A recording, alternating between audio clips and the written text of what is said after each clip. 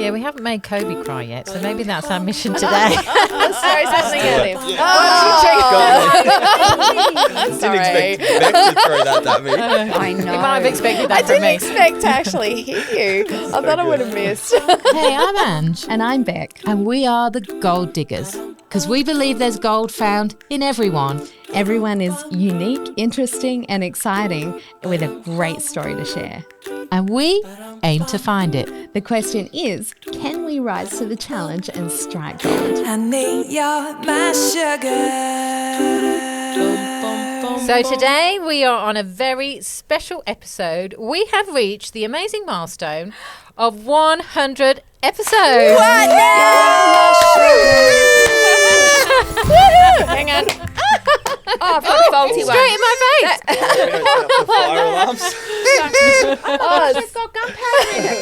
That stinks. Yes. So as you can tell, we have a number of people in the studio to celebrate with us, but it's a very special day, isn't it, Beck? It really is, and we have some special guests with us today. And one of our special guests was our very first podcast guest for the show, Rayma.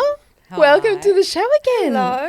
So you were our very first I know, guest. I can't believe that. Amazing. You got to be first to something. That was almost 2 years ago. I know, I can't believe. I know. Gosh. It's so great That to have you time back has gone in here. so quickly. Yeah. I remember one thing you said in the podcast because I was okay. listening to it this morning. Oh, were you? And you referred to yourself as a pastry. What was it? With many Sara layers. Lee Danish pastry. Sara Lee Danish pastry. Revealing with myself one many layer at a time. layers. Scary. How are hey? those layers Ugh. going for you, Rayma? Revealing. Yes. Just a little bit more. Adding more layers? So perhaps Oh, we yeah. should just recap for you that Rayma was our second episode because Beck and I did the first episode, but you were actually our first guest in the studio with us. And it was quite an incredible podcast because if I remember Threw a rightly, curveball. we got through your whole story about you being an artist, about you working in Myers in the underwear department. that was loads of fun. Yes, lots of fun talking about men buying their The undies. bamboo undies. As good as it gets. And Edge, I remember you Yeah. being quite nervous because it was your first interview. It was. And like, you had to find the gold. I did. And Yes. I think we just got through the gold when you suddenly dropped a bombshell. Do you remember this moment? Yeah, I do.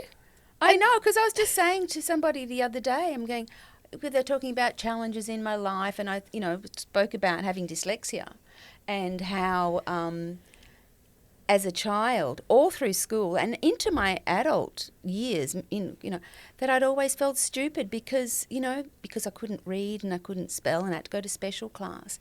And that was a huge challenge for me, and you have to get over that. Otherwise, you'll forever be feeling stupid. And I'm not, I'm a genius. She is. So, she's Of course you are. genius. So anyway, we all are. God leaves no one out. You just got to find what you're good at. But the biggest, the other huge was when my brother was murdered. Yeah. Yes. That was just rocked me to the core. I remember you just told us that moment. Oh, how can I forget? The biggest challenge in my life Yeah. is not dyslexia, it's the fact that your brother was Yeah, murdered. that was a massive one. And both mine and Beck's kind of jaw dropped Yeah. and thought, Yeah. how can you forget a moment like I that? know, because I was thinking, I know, but I was just thinking about my personal challenges, and that was just like such an emotional. It's an incredible conversation that went from that moment on because we went for another 20 minutes. But just unpacking all that with you was really incredible. Yeah. So you really actually set the bar pretty high for our first one out the gate. There were tears, I there were know, laughter, I there were know. men buying undies, and then there were like serious crimes. So And like some you artwork. covered the whole thing. Welcome to my life. All the layers of Rayma. Just like the and puff you know what? pastry. Life just keeps on going, doesn't it? You're just always discovering yourself, and So just give us a little bit of an update because obviously it's been 2 years Oh now my gosh! since you were last in the studio. You wait. Oh my gosh. Well, I'm doing probably the biggest project I've ever done, creative project I've ever done. And it's called labrabs.com. So lab, Labrabz. And it's a mythical journey into the metaverse. So you know about this. So anyway, It's like human rabbit mutants. And these rabbits are so cool. They're like people, but they're rabbits, and they look like rabbits, but they've got, and you know what, rabbits are people. You know, I mean, no, animals they have all the same feelings that we have. You know, they do. They feel sadness, and you can tell when an animal is sad. You know, you can tell when they're upset. You can tell when they're happy. So they have all the same feelings as we do. But anyway, I've taken it a step further, and I'm creating these. I'm doing digital art, and I never ever thought that Rayma Eveson and digital art would ever go in the same sentence. And I resisted for so long. But you know what? It does now. It does go in the same sentence. And I'm so excited about where this project is going. Wow. And they are bizarre, my rabbits. I've got American gangster rabbits with great big cigars, and some have got dreadlocks. So let's just update people. If you didn't join us for episode 2 when Rayma shared her story, you're an artist, and can you describe what kind of art you do? Okay, the normal art that I do is like, it's quite burlesque. We have a cheer, right? Okay. It's very burlesque, and so my ladies, it's very playful. It's never smutty. It's just always playful and cheeky and delightful. Yes, and and alluring and very sensual. There's always very sensual elements about it as well. So you've moved more into animal art now as well, have you? Yeah. Using those elements but with animals. Yeah, but I also do my other art. I also do beautiful childlike, beautiful whimsical children's artwork, which I think is where my heart really is, because I've got such a huge inner child, and I love doing those things. But you know what? Kids don't have money. They don't have money to buy art. They don't have thousands of dollars, you know. But you know, you do, you know, this cheeky woman with, you know, a cake with her boobs in the cream and the cherries, and they're going to love that, you know. And they walk out the door, you know. But you know, the whales flying through the sky with the boats and the dogs, they take a little bit longer to move. Now I want to introduce someone else who's in the studio with us today, which is Coby Williams. Hello. Hello. Great to have you here, Coby. Thank you. Now, we brought Coby in because you have listened to pretty much every podcast that we've done. I have, yeah. But you've also been featured on one, on episode 27. Wow. I think it was Changing Lives Through Impact, Strength and Fitness or something like that. You own a number of gyms on the Sunshine Coast, and you talk to us a lot about health and fitness.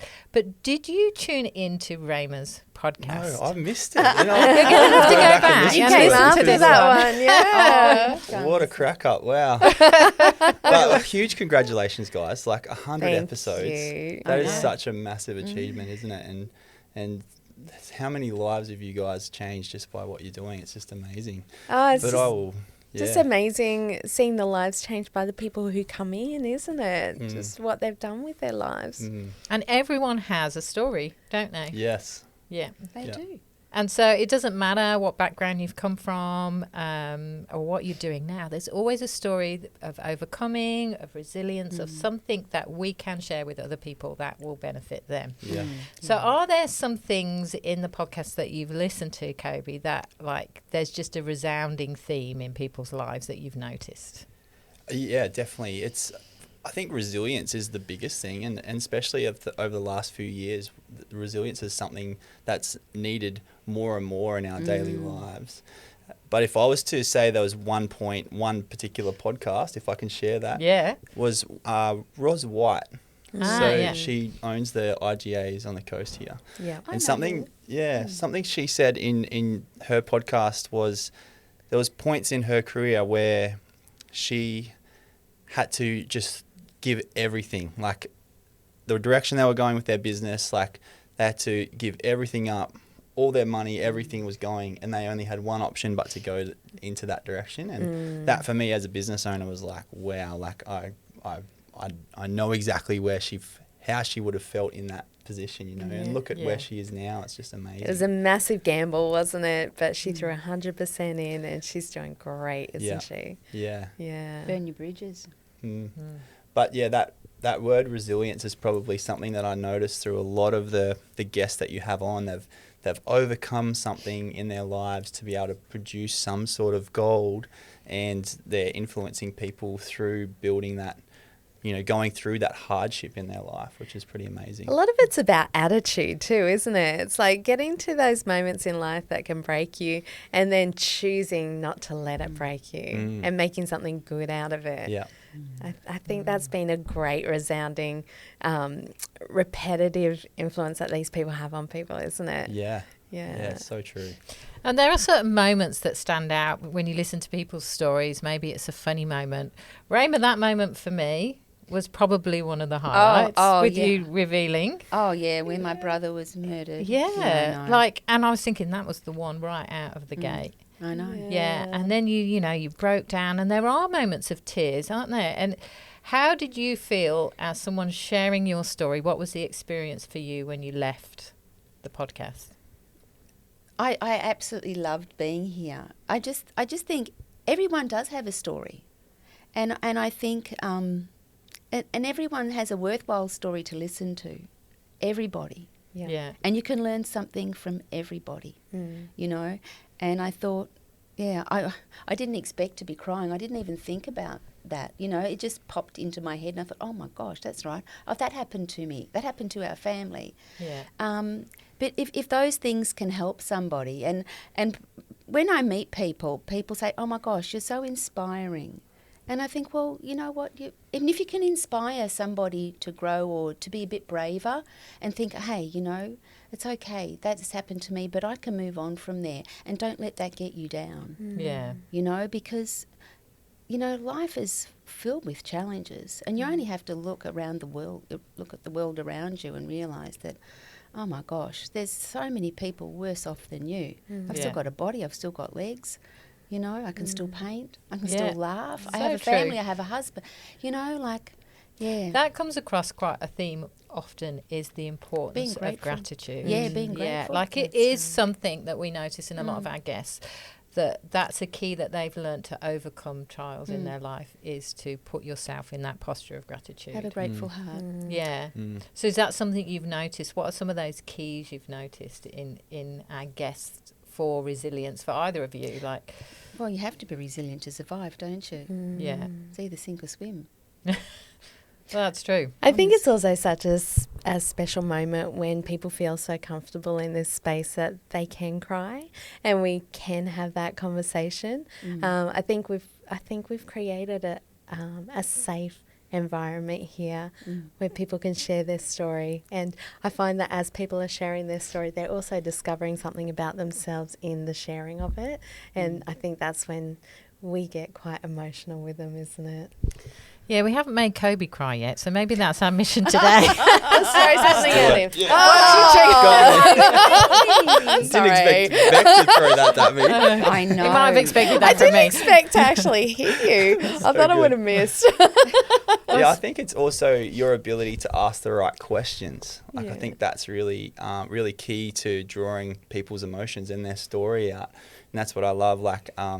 Beck, I love waiting for your first question that you ask the guest. It's just like, what's Beck gonna ask this time? And She got quite creative, so didn't she? good, eh? And then all of a sudden you hear it, you're like, oh, I'm really intrigued to hear what this person's got to say about that. If you were a car, what car would you be? But I think that's interviewing people is an art form, and I've noticed every podcast you guys are just seeming to delve deeper into people, and I love deep conversations, and anyone that knows me knows that I love a good hard conversation sometimes that goes deep, and I've seen that evolution of your podcast getting deeper and deeper with a lot of people. And I think that's a talent. So I think there's something we miss in society, isn't it? Because we're all so busy. We have mobile phones, we're all occupied, aren't we? Yeah. Or preoccupied. And to have that moment where you can sit with someone and just go deep, that's really special, isn't it? It is. Are there any topics or things that you think, you know what, we've covered over 100 episodes, we've covered a lot of topics. And some of them are perhaps repeated, but are there any that you think, you know what, I'd really love to hear about this? Yeah, I love anything to do with relationships. I think in our society, it's needed to talk about relationships and where relationships are at. And Sensitive guy. That's yeah, nice. I know. Well, I see The in muscly ones always are, Rayma. Funny, the tattooed ones are. Oh, we used to. Yeah, I guess that is. Muscles and tattoos. But I think because of in the gym, I see so many stories like we were talking about. Everyone has a story, and so many of us are dictated by the relationships that we hold. And I think, like going forward, I'd love to hear someone, hopefully you guys, that can dive deeper into relationships and have those slightly uncomfortable conversations. Because people need to hear it. Yeah, true. You know, and like we're putting up our walls a lot higher and a lot harder, and it's harder to chip through the walls. And you know, I think these podcasts are a great tool to be able to chip away some of those walls. You know. Well, relationships are always the most difficult thing to get deeper in, isn't it? Because it's so personal. And they're the most us. important things. Yeah, It's true. that's They are the right. most important things. When you're on your deathbed, you're not going to say, "Oh, geez, I wish I had have earned so much money." No, it's the relationships. I wish I had That said is to so this true. person. I wish I had been closer.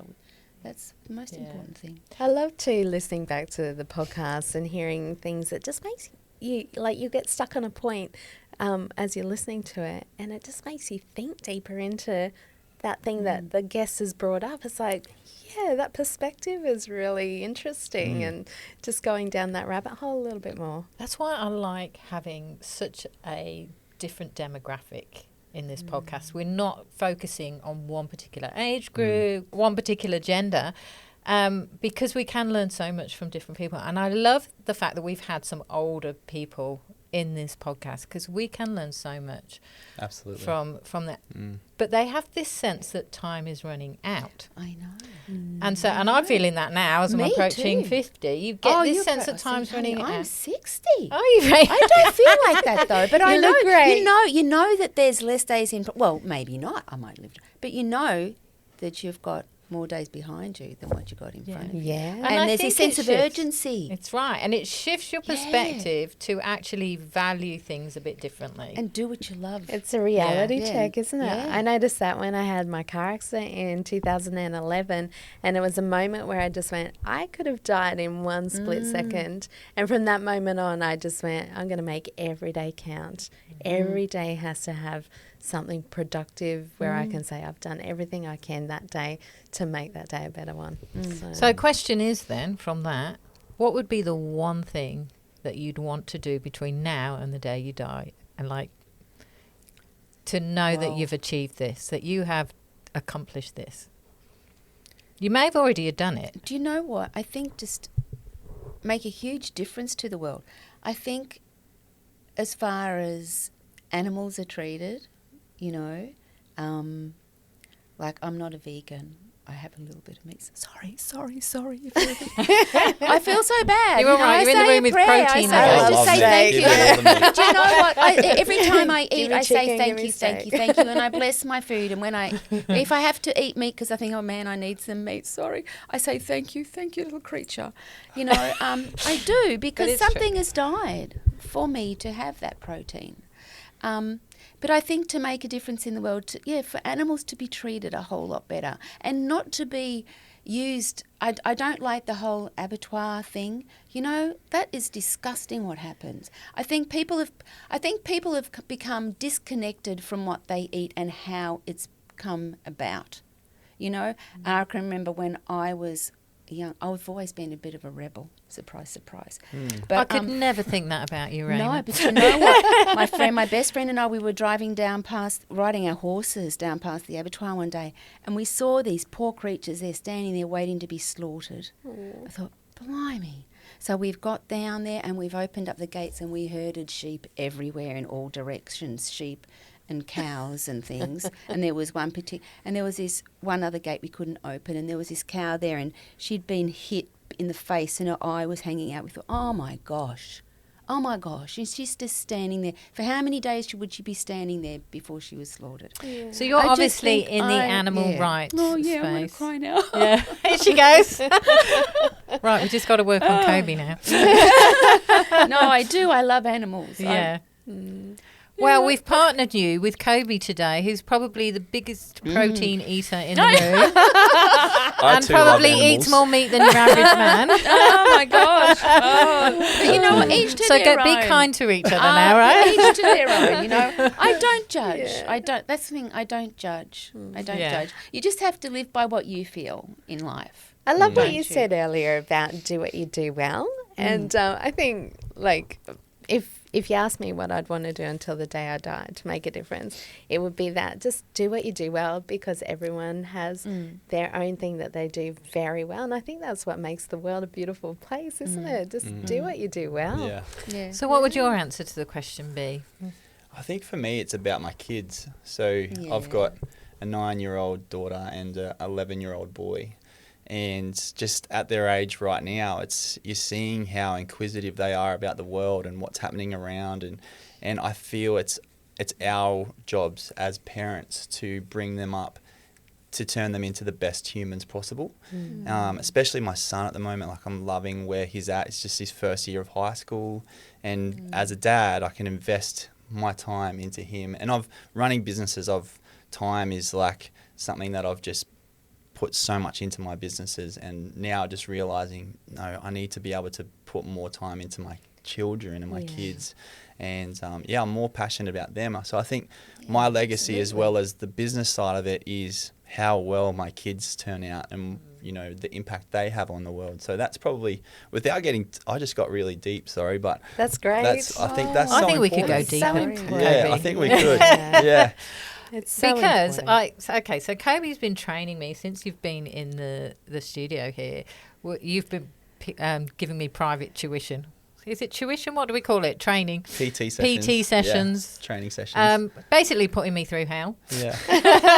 Coby has seen me puffing, panting, sweating, no makeup, looking my worst, just dishevelled, got out of bed, turning up late, drilling me about this and that and everything. So, but I know, Coby, you're really passionate about what you do, and you're really passionate about making transformation in people and seeing that change in people. But you were sharing with me just this week about something that you do to enhance men's relationships with their son. So do you mind sharing with me? Because I think this is an incredible idea that you've come up with. Yeah. One of my mates and I, we've developed this program that we call a Top Gun program. And it's around discipleship between fathers and sons.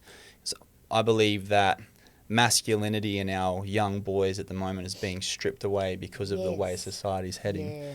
And it's getting harder for our boys to be able to show whatever emotion they're feeling, whether it's anger, whether it's sadness, whether it's joy even. And just through different practical means, we are trying to teach fathers how to communicate with their boys again. So we will go to a mountain and we'll do certain exercises running up and down the mountain, and I'll talk about how to build resilience and tell these boys that, yes, life's hard, but with the right mindset we can get through it. And you know, we talk to them about leadership and how to be really good leaders in and around their worlds. And you know, as a leader, you need to be a servant, and what does that mean? And then I'll make them do hill sprints to bring that practical element. Talk to them about communication and just that realization that at the moment fathers don't know how to talk to their sons and vice versa. And creating this program, I'm just seeing dads and sons come out of the woodwork, and then we don't charge anything to do it. It's not about money. It's just me and my mates get together and we bring all our boys together and we do this these programs, and just the things that we've seen out of it, the fruits that we've seen already, just the stories where the dads are like communicating with their boys, and we give them tools to go away and talk to their sons about. You know, on the weekend we were talking about leadership and what does that mean and how can they bring leadership into their daily lives. And it might be anywhere from just being more productive in and around cleaning their bedrooms and how that develops leadership skills and things like that. But yeah, this Top Gun program is something that I'm really passionate about. And I think that's brilliant, Coby. And we really only get a window of opportunity with our children, don't we? So for fathers and sons to learn to communicate together again, and for fathers to impart wisdom and life skills and equip those boys for adulthood, I think that's a brilliant thing to be doing. Yeah. Oh, we've just seen so many cool things, like this conversations between father and son, as far as like, what are you grateful for? And then the son asking the dad what he's grateful for, and then what's some of your fears? And then these are conversations that are not happening in day-to-day lives because we're so busy, or we don't know how to start these conversations. Yeah. And dads are starting to have these conversations, and these boys are starting to open up, and the conversations flows on from that. Yeah. And yeah, I'm just loving it. Hey, it's really cool. I love how you do it around an activity as well. So it's not this awkward moment of dad sits down with son and starts talking about the deeper things of life. Yeah. Because probably the reality is most men would find that a struggle. Yes. I would assume. Yeah. But to be doing it around an activity and within a community of other people doing the same thing with their sons, I think that's so, it's incredible. And I think it's just so helpful to people. To be able to build that relationship and that connection with their child. Yeah. Conversation always opens up when you're doing something with someone, doesn't it? Just breaks. We were talking about walls before. It's like, men struggle to get in that vulnerable state. Yeah. But when they're fatigued, I find they're more vulnerable. And even this started in the gyms. Like when I talk to, some of my male clients, it's basically they have the deepest conversations with me when they're so fatigued and tired, and then all of a sudden it just starts bubbling up. And it's the same thing that we're having with these fathers and their boys. It's so powerful. Hey? That's really interesting. I really hope that catches on. Yeah. Have you thought of doing it because there's so many young boys that don't have a father figure? Have you thought of just including them and being their role model, having, kids that don't have a role model, that don't have a father figure, someone that they can look up to. Yeah, so this definitely, we started this in our church, and there's obviously some boys in the church that don't have a father figure, and some dads that might just have daughters, and they've come along and brought these other boys along. So, the boys that don't have a father figure in their life are still having that male presence there that can take them along, and it's so powerful. Hey, I'm really enjoying it. They need fathers. Yeah, so what I want to know is you both have been on the podcast. So something Beck and I don't know or never experience is, what is it like to be a guest? Can you share your experience with us? How did you feel? Were you nervous? I was. Did you know what you were going to share? Did you come prepared? How did it feel to share your story? Did we scare you? Yeah. I think the transition between one of you knowing something about the guest and one sort of guessing and prying, not like asking like key questions, it's really exciting to see.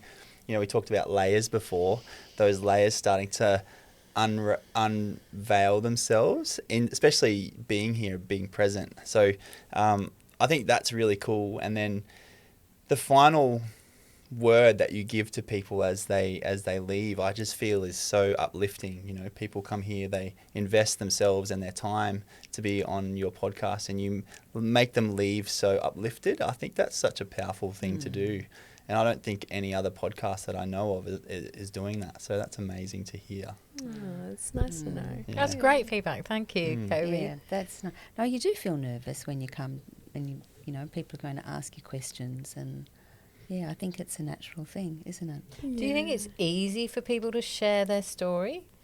Oh, I'm a blabber. Yeah, it's easy for me.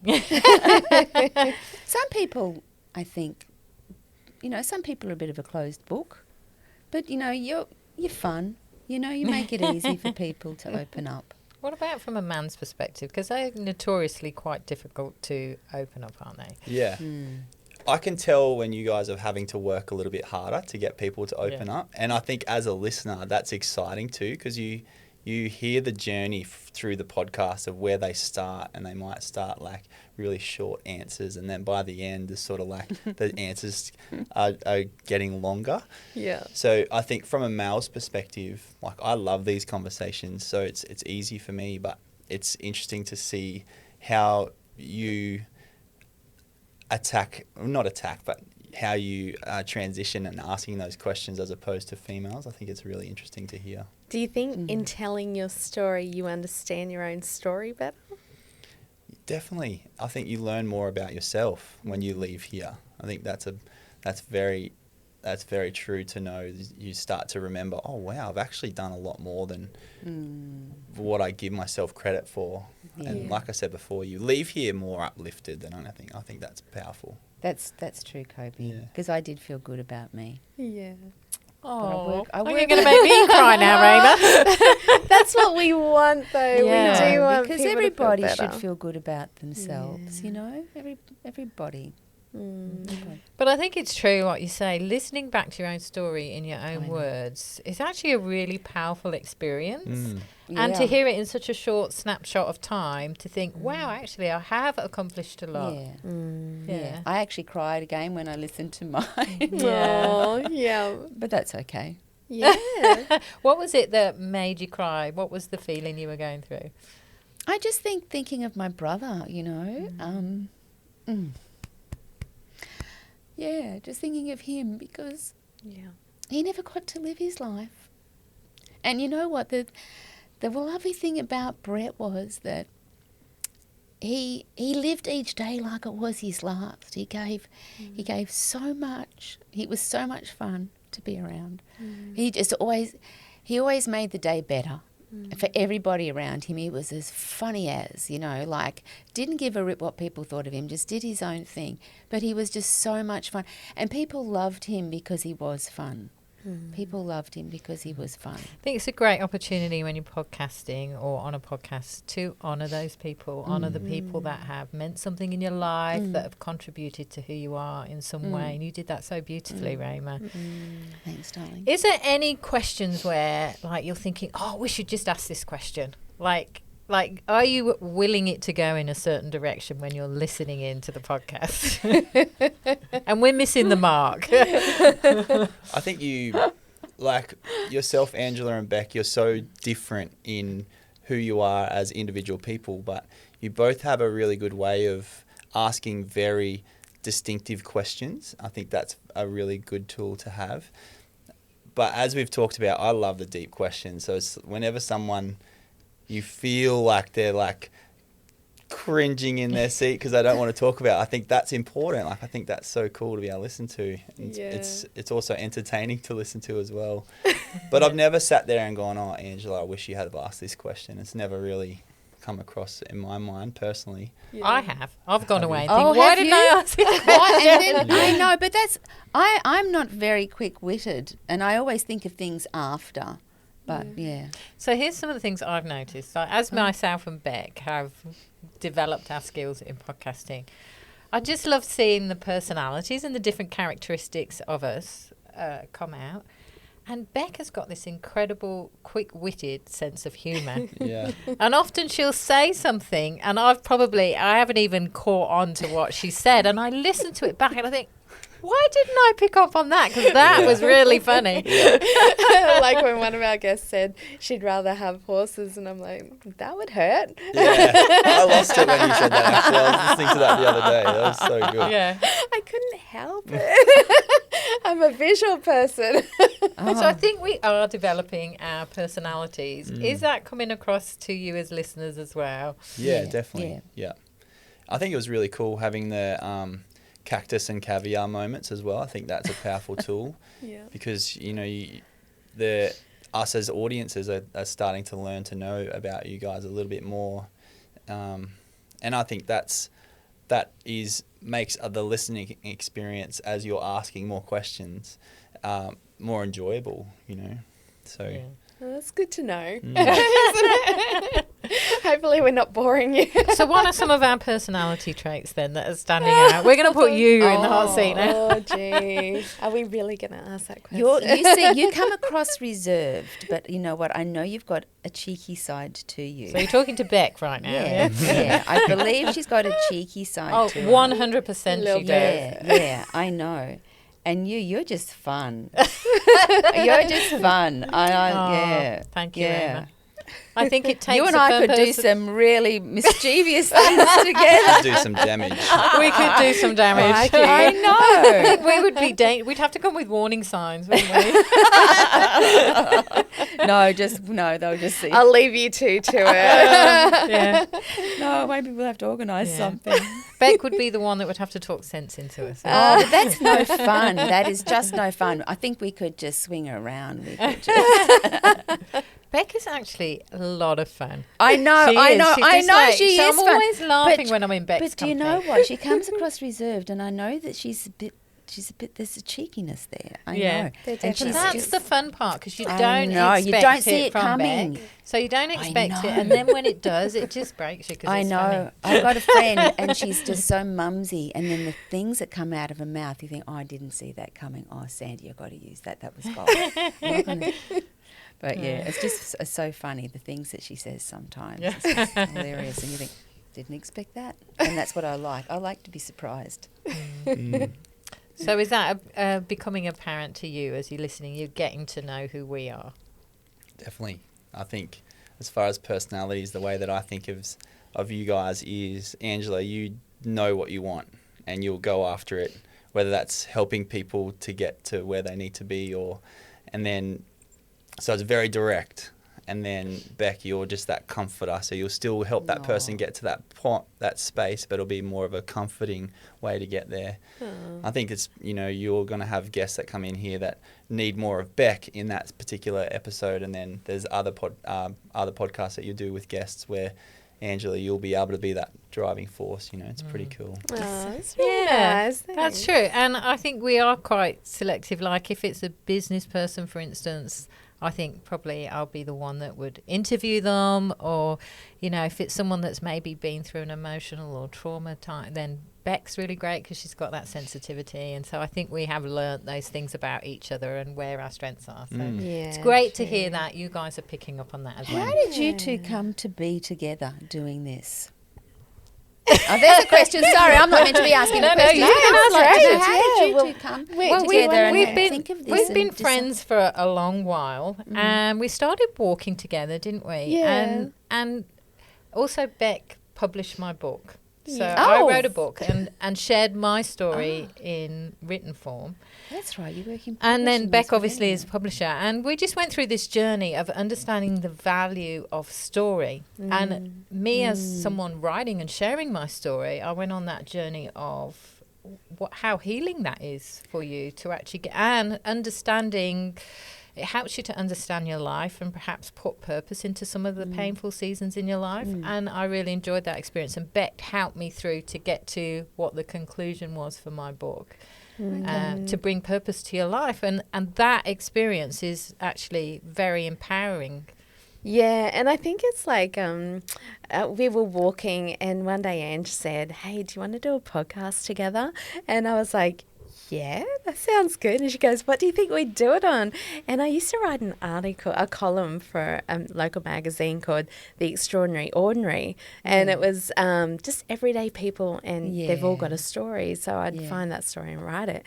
And so we got talking about stories and Ange's story that we just published and gone through that journey. And then we kind of went, let's do that. Let's just get everyday people brainstormed, and bring their stories into the studio. I tell you, the next week, Ange had this studio booked. And then you had to Direct. find somebody. I said And it yes, was and she took it legit. Rayma, I need you.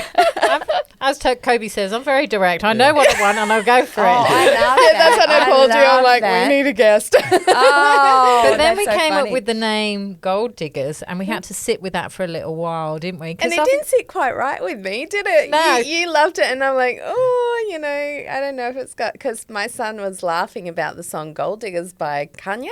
Kanye Yeah. West, Yeah. I don't know. And he's like, Okay. "Oh, Mum, you don't want to call it that. It's got like swear words all the way through it." Oh, okay. I think we should change our theme tune. Yeah. Bring on Kanye. He's sexy. Only you would see that, Rayma, wouldn't you? Come on. Then it just really sat though, didn't it? And it worked. It's like it kind of got the attention, Gold Diggers. It's like, oh, that Yeah. meaning is like Why So are they we're using claiming that? the name, That's and I think right. it's It's worked. good. It's Yeah. good because you can make it into it doesn't have to have those connotations. We're changing with the it. meaning of Exactly. it. Yeah. Exactly. Let's dig that gold out of Yeah. it. Everyone's got it. Everyone's got Opal, it. actually, opal's more expensive than gold. Isn't it? Yeah. Opal diggers. Opal diggers. So Hasn't this got is the it. same ring. Opal miners. So this is it. We are now at the end of our 100th episode. Oh, wow. I feel a little And- bit sad about that. We're at the end of the one. And Dave is attempting to Oh, digging Bring me on out. one. That's a dodgy one. That sounds like a dead rooster at the other side of the room. Maybe that could be your next drawing. It's a dead rooster. And this has been all about our listeners, and there are many of you that join us on this journey. You've been with us since the start, and I actually just want to read a little feedback from one of our listeners, Tish. She has listened to all 100 episodes. Hello, Tish. Yep. Hello, She Tish. unfortunately couldn't join us in the studio today, but this is what she says about the Gold Diggers. She says, from the moment I heard there was going to be a podcast where you get to hear everyday people's stories, I was in. I've not missed an episode yet, and I'm not sure what it is about hearing about someone open up and share. It's the unpacking of their childhood that intrigues me. Is it their willingness to put themselves in the spotlight, even if at times they don't think they have much to say? Is it that deep down, I believe there is gold in each one of us and enjoy the process of digging for it?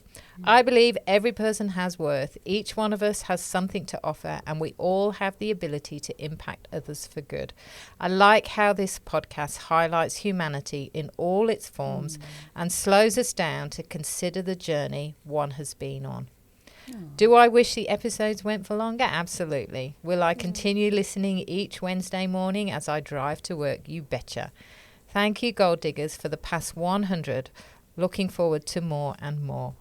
So Oh, that's nice. I know. that's beautiful. And I know that reflects many of you that have joined us on this journey, that our values are the same, that people matter, story matters, and in some way we can all impact and change the lives of others. So thank you for being with us on this journey, and continue to listen while we bring you more amazing guests and great episodes on the Gold Diggers. And thank you to Coby and Rayma for joining us on this Thank you, very special sweetheart. episode. It's been such a privilege to have you both in Thanks, and hear your darling. thoughts on it Yeah. and knowing that you're still listening. So Yeah. thank you. Thank you, darling. I want to be Pleasure. back on the 200th episode. Yes, Done. coming back. We'll book you in. So that's it for today's podcast. You'll find us on all the major podcast platforms. The podcasts come out every Wednesday. We'd love to hear from you on our socials, the Gold Diggers Podcast. Tell us about your story so we can find the gold in you. Easy as pie, lemon, apple or cherry. Loving you is so very sweet, sweet, sweet. How can it be such a piece of cake? And your smile is the icing. Loving you is a party. Honey, you're my sugar.